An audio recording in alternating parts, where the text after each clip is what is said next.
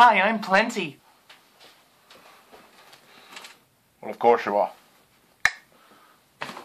You can't do this to me! Go. Ah! Ah!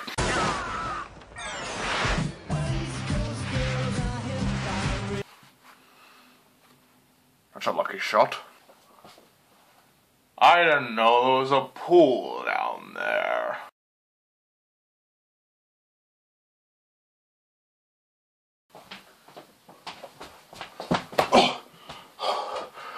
Oh, close. Didn't think we were going to make it out of that one. James! James, it's okay. We did it. I switched the tapes around.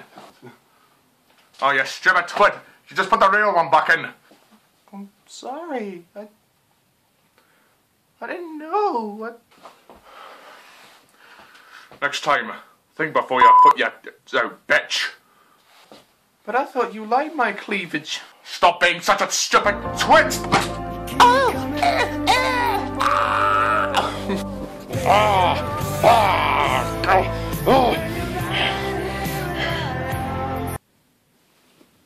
Carefully. Carefully.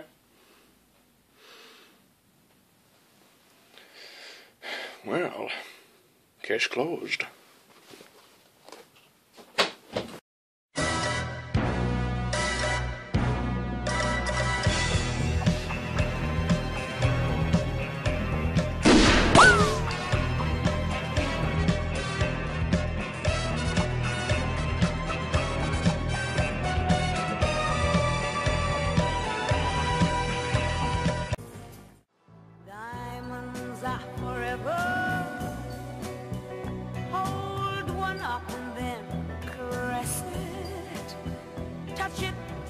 It and undress it. I can see every part, nothing hides in the heart to hurt me. I don't need love.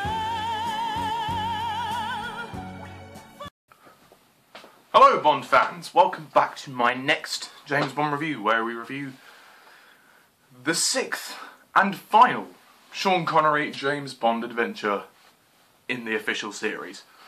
Diamonds Are Forever. Now, bit weird how we suddenly come back to the Connery era for one last time, but bit of background if you didn't know. Connery, as you know, got bored in You Only Live Twice. He was getting really tired of the part, or so he claims, and he wasn't getting on with Harry Saltzman very well, the producer, so he left the series after You Only Live Twice. So then they cast George Lazenby on Her Majesty's Secret Service to basically fill in. Yeah. And then Lazenby decided to walk out of the series because he didn't like the direction it was going, and he walked out before the film was even released. So this put the producers in a bit of and the filmmakers in a bit of a crisis, because, you know, they literally just cast Lazenby and he'd left, and, you know, Connery had left only a couple years before, so it was really annoying for them. But no, so they had to do all they could to lure Sean Connery back in just for one more time, and here we are with Diamonds Are Forever. Now, a lot of hatred gets thrown around with this movie. So yeah, let's go in there. The plot basically is that James Bond heads to Las Vegas. Well, James Bond, the first opening sequence shows Bond trying to get revenge for the death of his wife in the previous film, which is slightly odd considering that they've recast both Blofeld and Bond. But hey ho. Oh well, not recast with Bond, but brought back Connery. But yeah, but you know, it's an entertaining sequence nonetheless. Then Bond is sent to investigate this diamond smuggling, and Blofeld wants to basically, yeah, obliterate the world with the diamonds. Yeah, stuff like that, you know. I'm not going to delve into that anymore. The basic plot is it's Bond going to stop this diamond smuggling. So yes, Diamonds Are Forever. Now, a lot of people hate this movie. Some people love it. The majority of Connery fans tend to dislike this, but there are some that do praise it For me, I'm sort of in the middle, really. I think it's alright. It is neither great, nor is it terrible. It's just alright.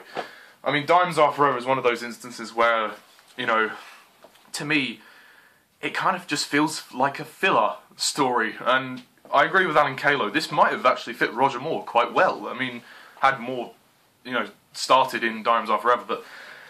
But in the case of Connery, it's a bit weird because, you know, like... I mean, I don't want to say that it's filler because this is the final, you know, performance for Connery, and I should be raving about this. I should be, like, ecstatic that, you know, this is such a great adventure to end on his era, but it falls flat in a lot of areas, which is a problem. And if you watch it after On Her Majesty's Secret Service, it does suffer tremendously. I agree with Calvin Dyson, it really suffers. I mean, it's what I had to do for the prep of these reviews. But Diamonds Are Forever, I've never been the biggest fan of it. It's not really a Bond film that excites me.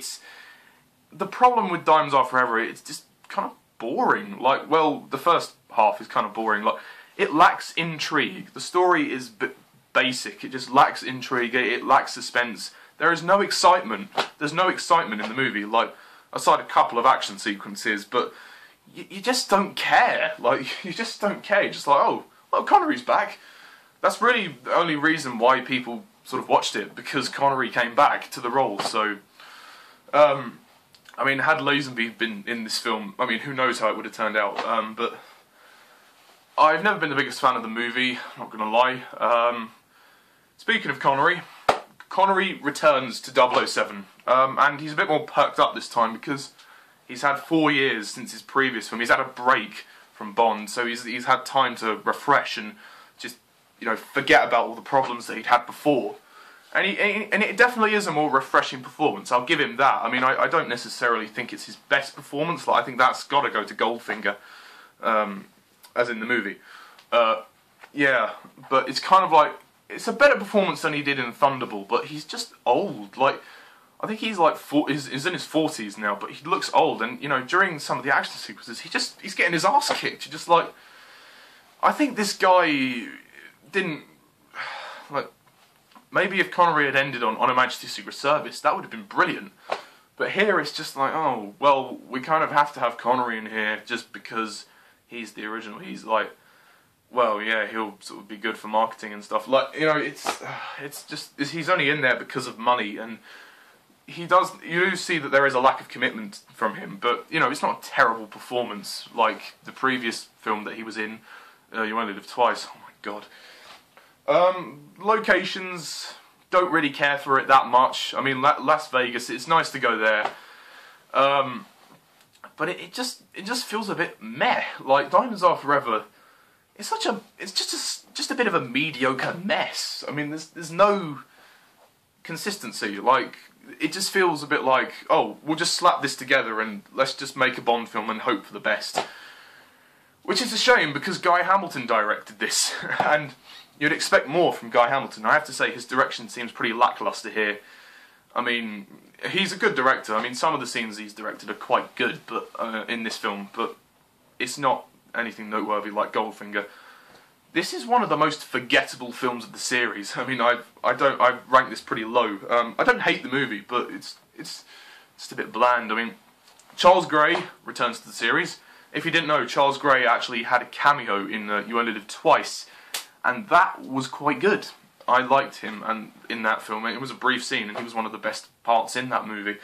And, you know, him as Blofeld, I didn't really see the need why I needed to recast Telly Savalas. I mean, Telly Savalas would have been a great presence here, but I mean, I thought he was the best Blofeld. I mean, Charles Gray, you know, he's pretty good. You know, he has his moments, but and as Jack McCullough rightly says, you know, where he gets like lobbed into the curry sauce at the beginning. Oh, that opening sequence. The whole cloning thing, I don't really quite understand that. It seemed a bit unnecessary to the plot. Like, it didn't really have anything to do with the main plot, so I just thought, oh, well, okay, fair enough. And of course, there's that scene where he dresses up in drag, and he's like, well, look what the cat dragged in. I mean, come on. It just feels like this movie is trying too hard to be a comedy, as much as it is to be a fun adventure. It feels like 1 minute it's trying to be a big, you know, serious Bond film. Like the opening tells you, like, oh, we're going to get a serious, gritty revenge tale. We're going to get a serious, you know, boffing of Bond. You know, it's going to be awesome. But then it just turns into a comedy, not necessarily a parody, just a parody, but not necessarily a parody, but just it feels like they're trying too hard to get a laugh. And Mr. Wint and Kid, I mean, they're okay, but they're just there for comic relief, and it's not really that funny. I didn't find it very funny. You know, there are a couple of one-liners which Connery delivers, which are quite funny, and he still does the smooth talking, like yes, yes, but ultimately it just doesn't. It doesn't, like, you don't need the comedy. Like you completely, you know, demeaned everything you did in the previous film with Lazenby. You know, you had a more serious Bond film, and that's what people were expecting from the future films, for them to be more serious. But nope, we're back to square one, back to, you know, the silliness of You Only Live Twice. It's not as silly as You Only Live Twice, but well, I guess the drag scene is a bit risque. But aside that, you know, I think that it's better than the previous two Connery films. I mean, not many people would say that, but I personally think it's better than Thunderball and You Only Live Twice. Just in terms of pace as well, the pacing is so much better than the other two Connery films. It starts out a bit slow, like the first 20 to 30 minutes are a bit draggy, like you're like, okay, come on, you know, just get going. Once it gets going, it's pretty good. I mean, there's nothing, it's you know, it's an alright film. I mean, yeah. Oh, the Bond girls. The Bond girls are okay in here. I don't mind the Bond girls. I mean, nothing memorable like, you know, Tracy was in the previous film. But Tiffany Case, I think Jill St. John is sexy as hell, and especially in that bikini. Yeah, but she's kind of loud and not necessarily stupid, just a bit annoying. Like she's just loud, and it's just kind of like, okay, enough is enough. You don't have to like keep doing that. Ugh. But yeah, no, and Plenty O'Toole, who has only a brief appearance in the movie, she's okay for what she has to do. She's like, hi, I'm Plenty. And Connery's like, of course you are. She's only been put in there, she's only called Plenty just for a joke, but yeah, this movie is incredibly camp.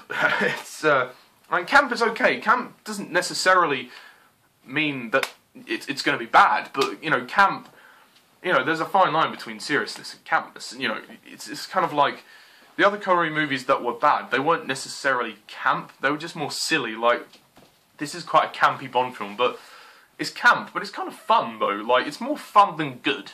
That's the best way to describe this movie. Diamonds Are Forever is more of a fun film than a good film.